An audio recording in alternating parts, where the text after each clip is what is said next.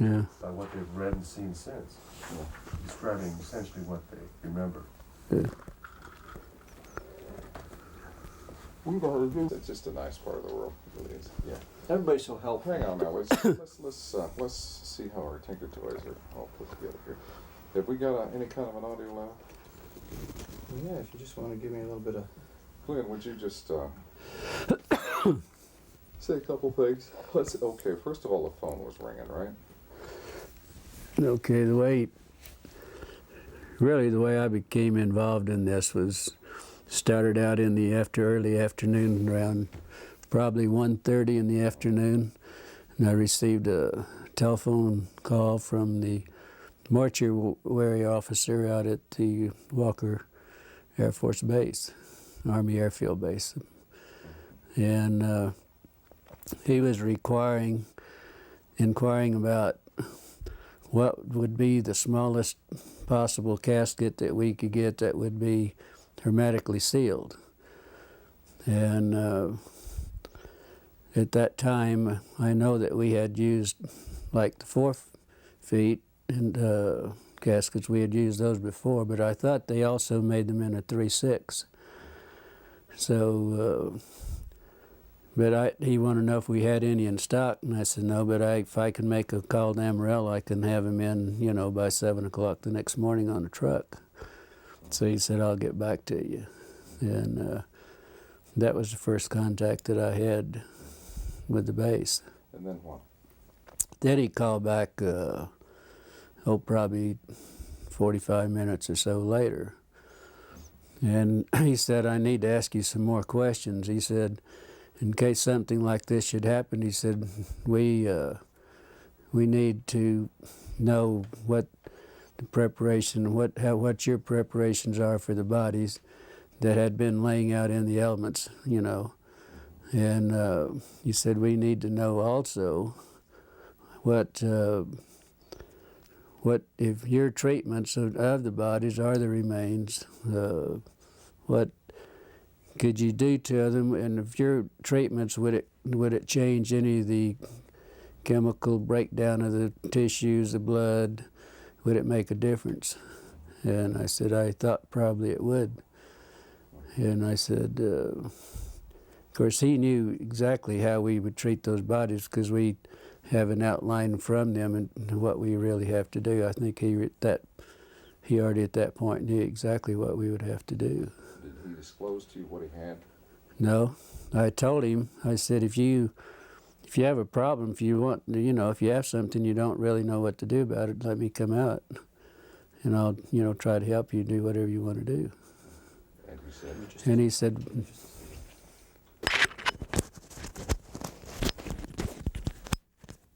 Okay.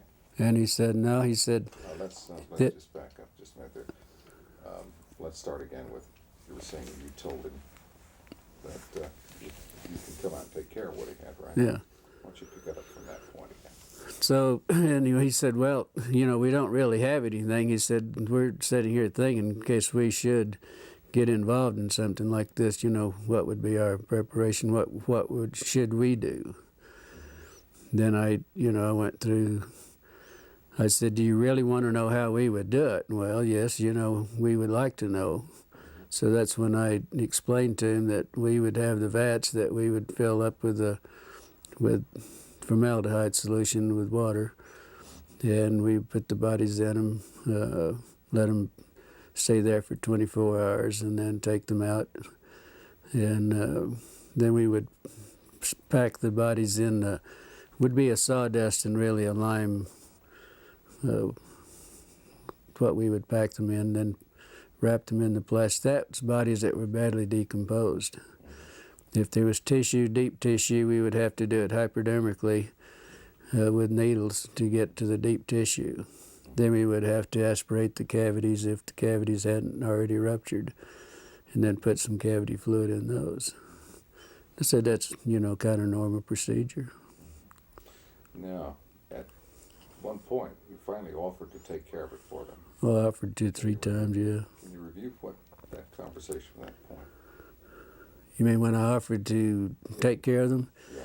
He said, well, we don't really, right at this time, we don't really need your assistance. But he said, in case something like this should happen, then he said we would be prepared and we would know what to do. Then we got back onto the subject of maybe not damaging any of the chemicals, compounds or anything with the bodies, or tissues, whatever, because and they wanted, how would you pick bodies up like that, and what would you do not to contaminate any of it? Didn't this begin to seem a little strange to you at that point? Well, I thought maybe what happened, they might have had a VIP or some officer and something that happened. They didn't want wanted to keep it quiet, and they probably wanted to do it themselves, not be involved with the civilian businesses or anything. So, after these conversations, you were curious, and you went on out to the base, as I understand it. Can you review that? Well, no, I didn't go out to the base. Yeah, I was curious, but I didn't go out to the base, and probably a couple hours later, then I'd got an emergency call. There was an airman that was injured in an accident. And I took the airman to the base. He rode in the ambulance with me, and I took him out to the emergency room. And that's the way I became really involved out the base. I didn't go out just because I was curious.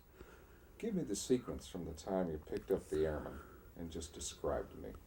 Well, when I got the call, I left the funeral home, and the ambulance went to the scene of the accident, picked the airman up. I did not place him on a stretcher because he had a head injury in the nose. I think his nose was fractured. So I did some minor first aid, and then he sat in the front seat with me all the way to the base. When we got to the base, then he walked into the emergency room. I didn't have to take him in. They didn't bring out a gurney or anything. He just walked in on his own. Then I never did see him after that. Then I had this friend that I wanted to talk to and see. This is a lieutenant nurse that I knew quite well, that had only been there only been commissioned and been out to sign. This was her first assignment out to the air base. And I wanted to talk to her, and so I was going down the hall, and first thing, the lieutenant that I wanted to see was coming out of one room, going across the hall to the other. And she noticed it was me. She said, "How did you get in here, and what are you doing in here?" And she said, "You better get out in a hurry." She said, "You're going to get in a lot of trouble." She said, "Would you please leave and get out of here in a hurry?" And then I turned around, and she went on into the other room. Then in about the time I turned around, there was another officer said, "Hey, wait a minute." And I said, "Looks like you had a crash." He said, "I see there's some, in the ambulances out there, I see a lot of wreckage." And I said, "Where was the crash?" And he said, "There wasn't any crash." And he said, "Just wait a minute." And then he said, "Wait a minute." And I, stood there for a minute. And he turned around, and evidently he must have waited for somebody else to come out, because there was another officer coming out. He said, "This man says there was a crash out at the base." He said he wanted to know he was inquiring about our crash. And this was when I encountered, he was a red-headed officer, and very nasty, very rough. He said, "You did not see any crash. There was not any crash." And he said, "You get the hell out of here, and you didn't see anything, and you don't talk to anybody." He said, "You're going to get in a hell of a lot of trouble." And I said, "Look, I'm a civilian. There isn't a damn thing you can do to me about it." He said, "No, but somebody might be picking your bones out of the sand." That's when he made the remark there. Then there was a black sergeant that was standing beside him. And he said, "Yeah, but he would make better dog food for our dogs." Of course, I didn't understand that, but my father happened to be an old trapper and for a hobby and everything. And I said, "My father uses guys like you for bait in these coyote traps." And then there was two MPs that joined me right on, took me outside, and each holding me by my elbows, and they escorted me out back to the ambulance and followed me all the way back to the funeral home. Now, as you were entering the hospital, you saw something in 3 trucks. Yeah, because usually where I parked, there was 3 field ambulances parked in the area where I usually park, where we back up to the ramps. So I just pulled up to the side in front of those and parked out in the front, and the airman and I got out and walked in. So when I got up, went up the steps and up the ramp, and I was walking, going into the emergency room, I noticed that the doors were open, but what was odd about it, there was an MP standing beside each one of the vehicles in the back, just standing there. And the doors were open. Naturally, I was curious, and I just happened to look in. That's when I saw some debris that looked like parts of a plane or something that they hadn't had a crash. Because I've seen them do this a lot of times, bring in pieces and the old ambulances in. Can you describe the debris? Yeah, I noticed in 2 of the ambulances there was some debris that was probably 2.5 to 3 feet, long and probably high, that was propped up on the side of the ambulance there. They were kind of in the shape of maybe like a half a canoe. They were like the front part of a canoe. And, it looked like it might be aluminum, but it looked more like the metal looked more like stainless steel that had been heated. It was blue, kind of a bluish tint to it. But what was odd about it, it looked like around the curved part in the front of the canoe, there was some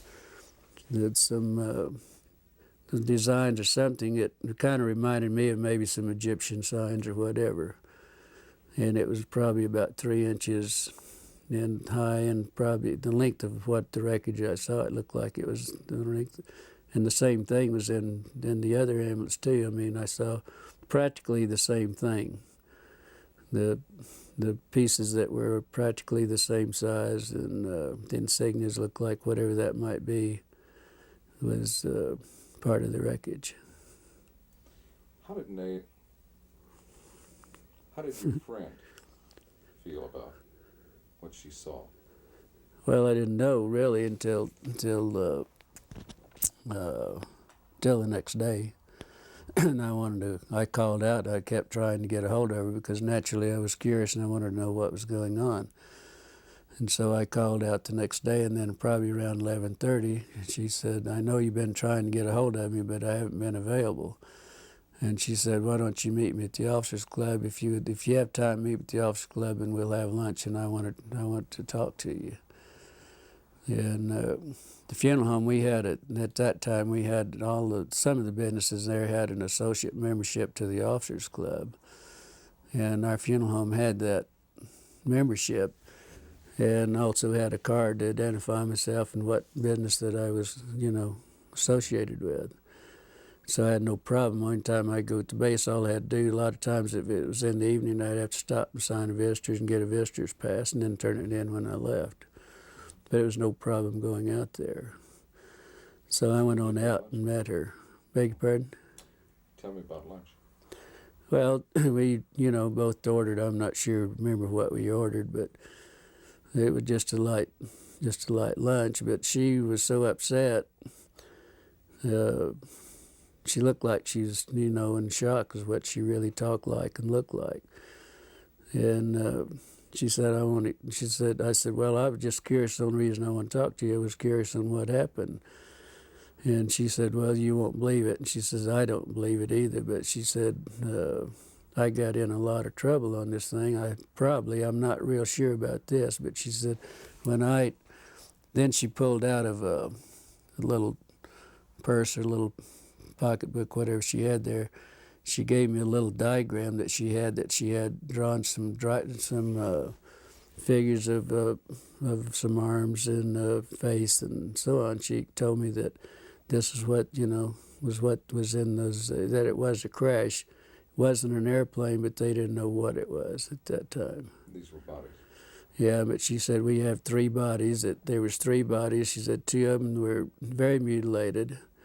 One looked like it might have walked out, or that it, might have lived a little while. and she explained they were like 3.5 feet to 4 feet tall.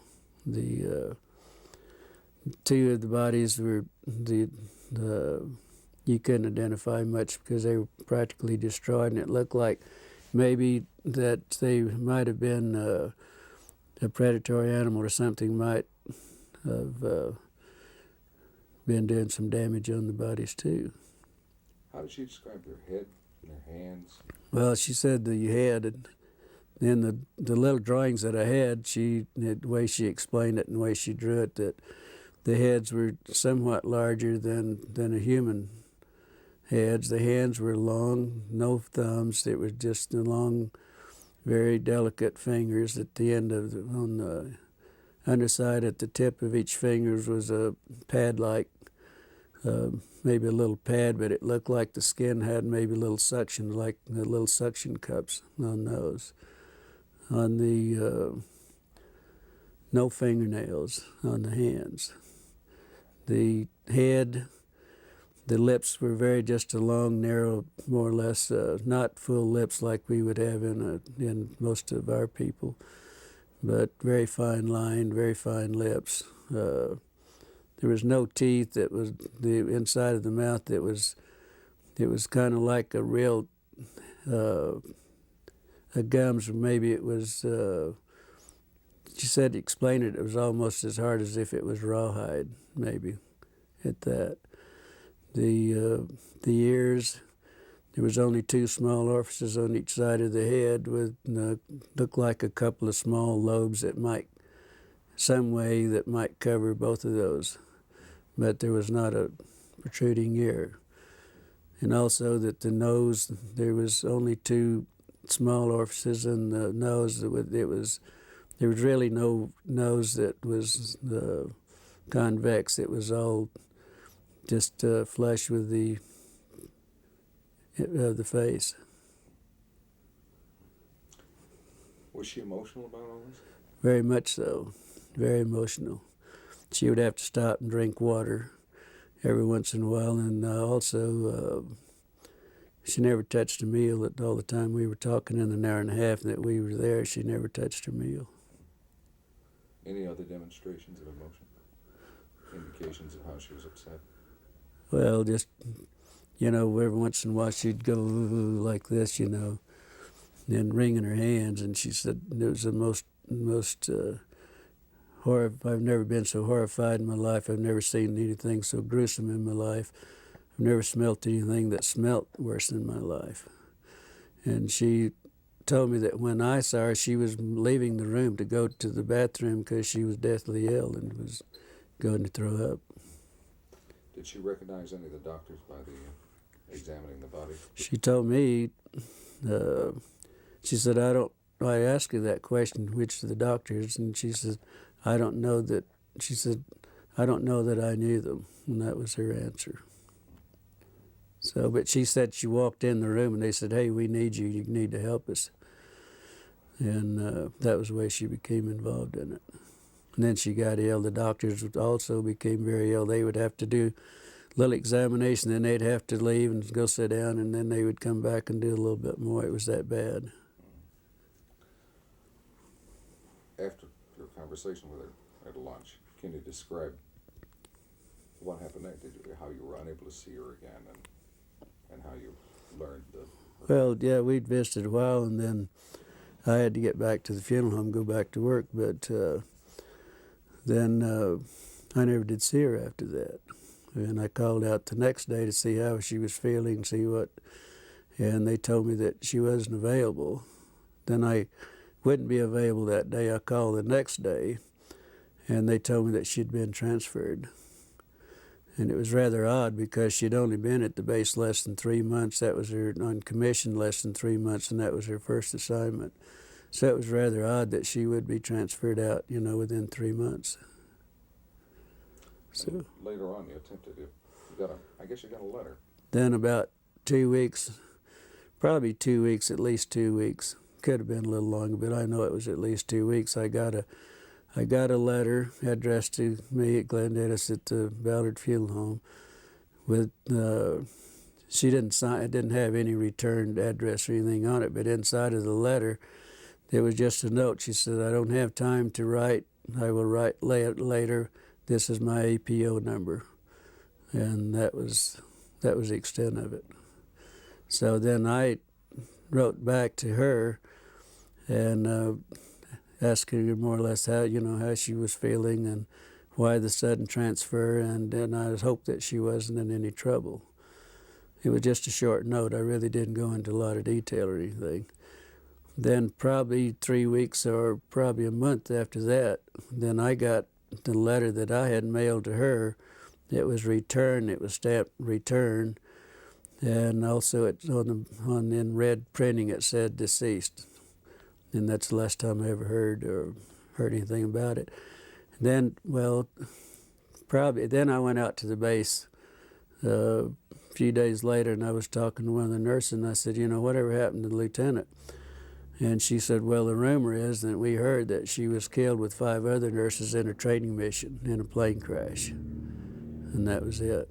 No indication of where? Well, it was in London, England. She said in the note that she sent me that she was in London, stationed in London.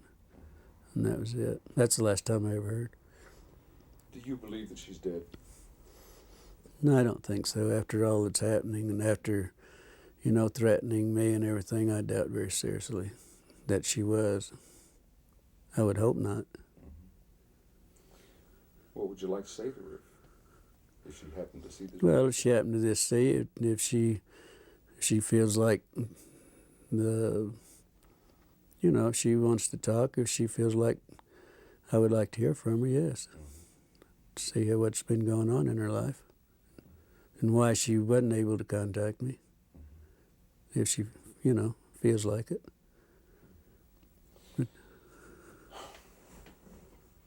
But Let's stop tape for a minute. Okay.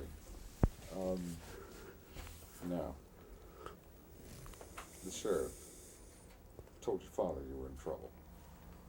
Okay, what happened there? Then the next day after I was there, when I had the problem with the officer and the black man, I was told my father was contacted by our sheriff, George Wilcox, which was a very close friend of my father's. They were very good friends. And he called to see if my father was home because he wanted to come out and talk to my father. And he did so, and he told my father that there was a black sergeant from the base that came to his office, was inquiring about who my parents were, my mother and my father, if I had any brothers or sisters, and all, wanting to know what my personal family, who they were and where they were. George said that he knew I had some family, but he didn't know, where they were or anything else. So anyway, he told my father that he did contact my father, and he told my father that he thought I might be in some trouble. And but they evidently didn't explain why I was in trouble. So, first thing my father did was get in his car and come to the funeral home. He said we had to talk because he and I were very close. We were real good friends. The best friend I ever had was my father. He said, I've got to talk. He said, if you're in trouble, he said, we've got to do something about it. And I said, I'm not in trouble.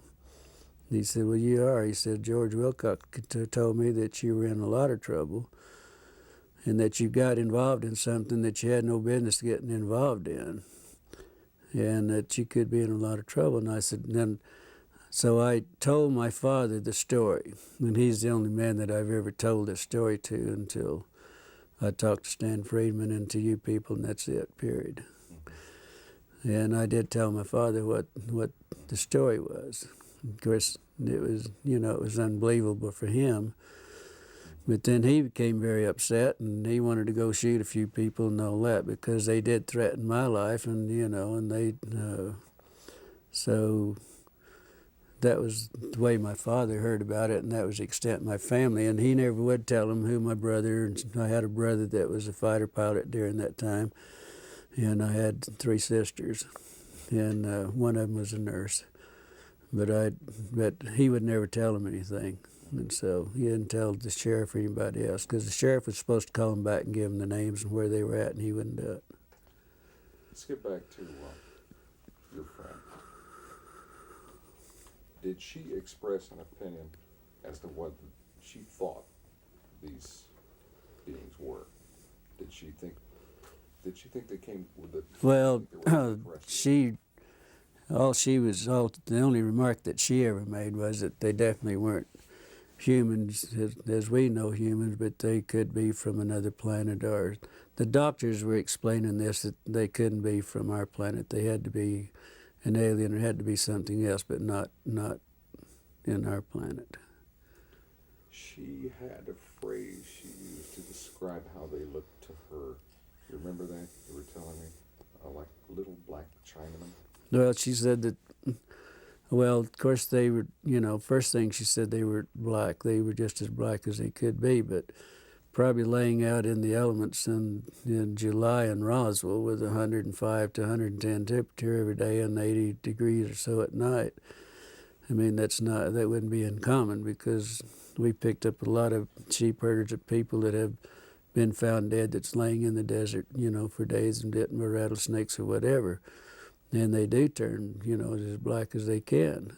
And I know exactly what they were talking about, because, with the smell and the odor being so drastic, because this is a very unpleasant situation, And Let's talk about their eyes.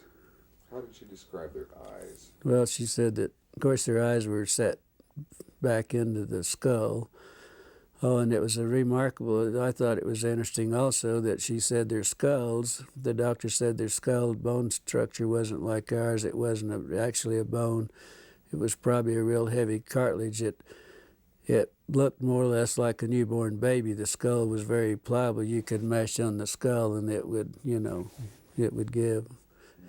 And so the bone structure, bones not like our bones. It was our skull and everything. What about the bones in the hands and arms? He said very fine, very delicate. The arm bones, like the radial and the ulnar and in the arm, that was so fine that he doubted if they could lift. She said they doubt if anyone at that size and the arms at that could lift 50 pounds on the earth or anywhere else. They doubted they had that strength.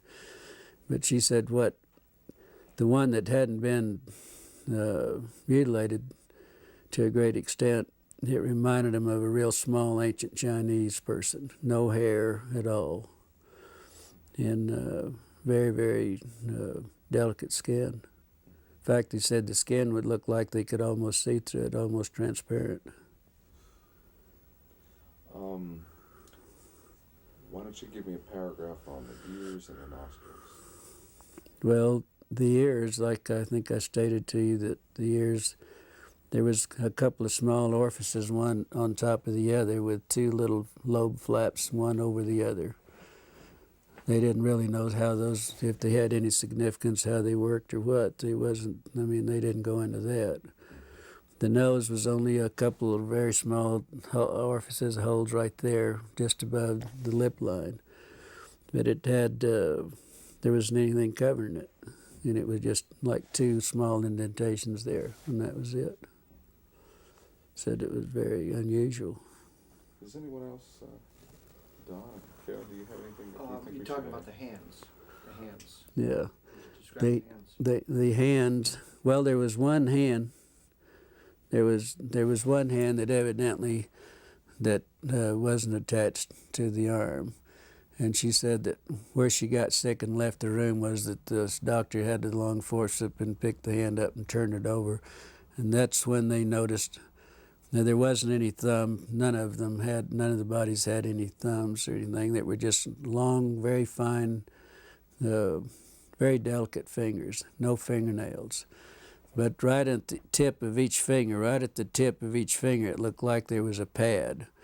And in this pad, it looked like it might have had very small they were like little suction cups, very minute suction cups. The doctors, that's the way he explained it, that was looking at it. Let's have tapes right now. Okay. We need to get the arm as well. Okay, yes, the Which arm. goes with that. We need to go about the arm. I'll see to that we get some dubs of other people's interviews. I just go to Kmart or wherever and buy the... I think we have the tape going now. Why don't we start with the thing? How they do Well, this? he talked about the hands, so for continuity, might be good to go to the Oh, arms. this will all be edited anyway, but we can start wherever you like. You want to go with the, let's start with the arms, okay? We, Anytime. oh, we don't, forget the camera. Seeing if he was ready. It's not there. Yeah, It's not there. that's all right.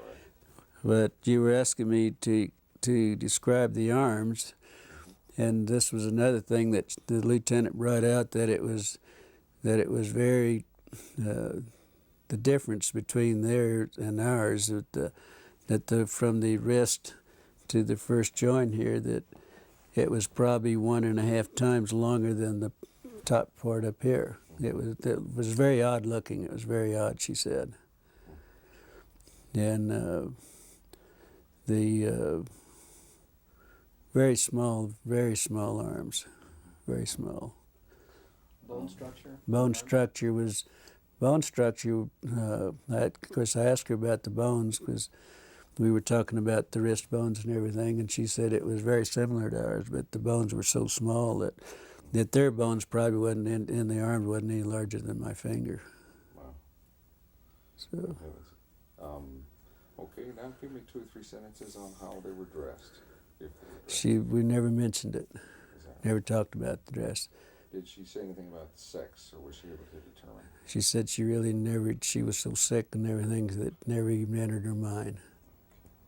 So that was it. I guess not. No way to determine the sex of the beings then.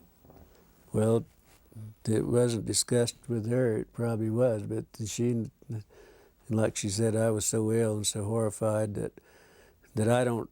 She said she sat up all night, and she knew I was going to be real concerned. Knew I was going to be on what happened. She knew that I got in trouble probably, and she drew that. She sat up and made little notes on the back of these little prescription pads. And that's what she had her notes made out, and that's what we discussed, particularly what she had. I was very interested in that you had kept so many records of the incident and pertaining to everything that you knew regarding the UFO crash. And you kept them in the, there at Ballard's, and then later they disappeared. Yeah. Could you give us a Well, I was really in charge of all the military contracts. I did all the bids and everything and really took care of all the contracts myself. And that was one of my duties at the funeral home, to take care of the military.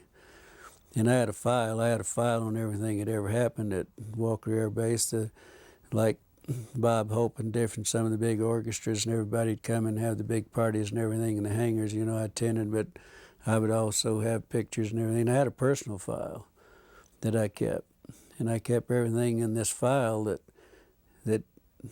pertained that I attended or whatever. And this is where I put the diagrams and the notes that she gave me was in my personal file. Well, then the Ballard Funeral Home sold at a later date, several years later, that it sold. And the people that bought the funeral home, these were files they were the old files that they kept in the basement down in the furnace room. And they had I had all the military files together in one filing cabinet. Everything had happened at the base and everything. We also had the contract at Fort Sumner Air Base. They had a glider base there, and also fighter pilot training there, and the P-47s and 51s and so on.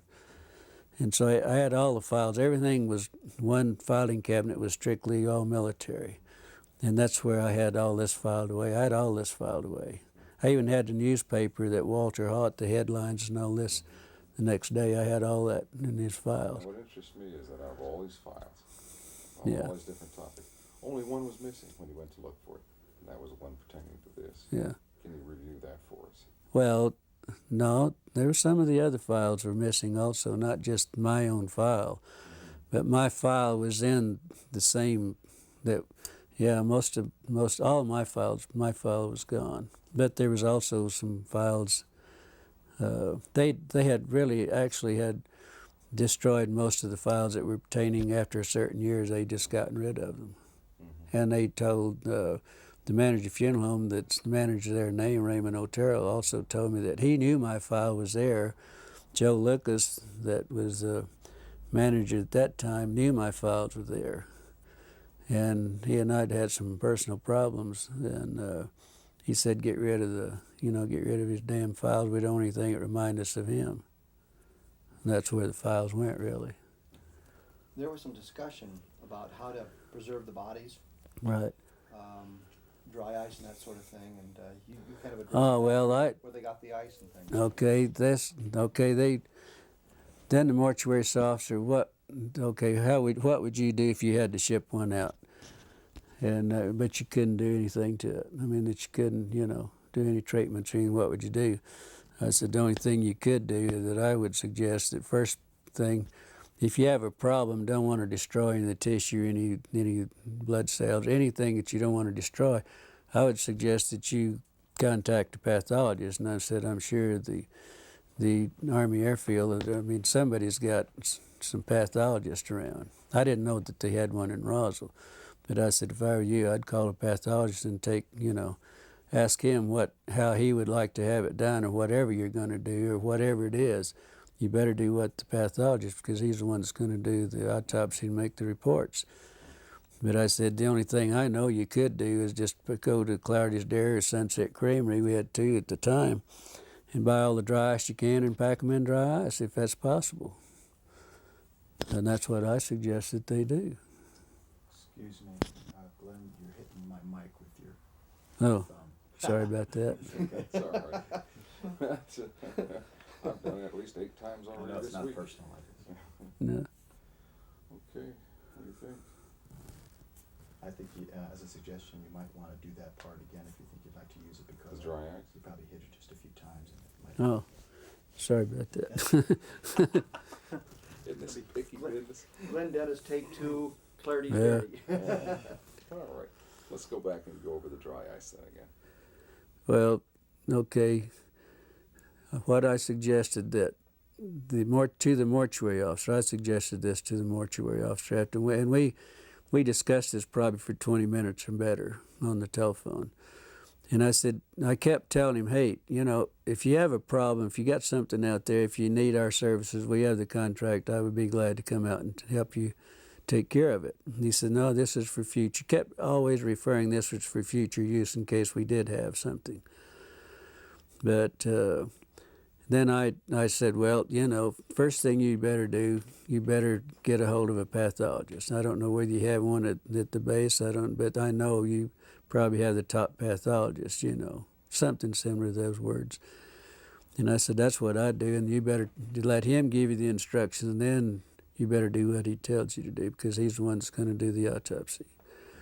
And if it's this sensitive, you better do what he tells you. But I said, the only other suggestion I can make, that you go to Clardy's Dairy or you go to Sunset Creamery, buy all the dry ice you can and pack whatever you have, whatever the problem is, you better pack it in dry ice and then do whatever you have to do with it, because that's the only way. They tried to put it in the morgue. Out at the morgue, they had 2 refrigerated body compartments that we used to put them in, and then we'd go out and get the bodies from there. But they always brought the airmen to us, but on the dependents and everything, we went out for them.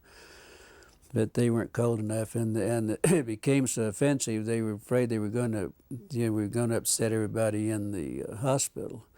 So they later moved them over to a hangar, and that's the last that she knew anything about them too. The lieutenant knew anything about them, but she didn't know how they moved it or anything about it. But they were taken to a hangar because the odor was so offensive they couldn't. That, like they said, it was upsetting everything. That's great. So, Fantastic. Yeah. Did she ever tell you where she thought or where she was told the bodies went from Roswell? I'm sorry. Where the bodies went from Roswell? Did you know where they were shipped out? Did you know where they went? She didn't know. You never, She never told me. She never mentioned any. never suggested them. No suggestion whatsoever. She just said that the last she heard they were in a hangar, and that's all she knows. And we never discussed anything else. I guess if that takes care of everything, would you like to watch it? Or just a portion of it, just to get an idea. You don't need to watch the whole. Sure. Yeah. Let's turn it around and watch it. Do you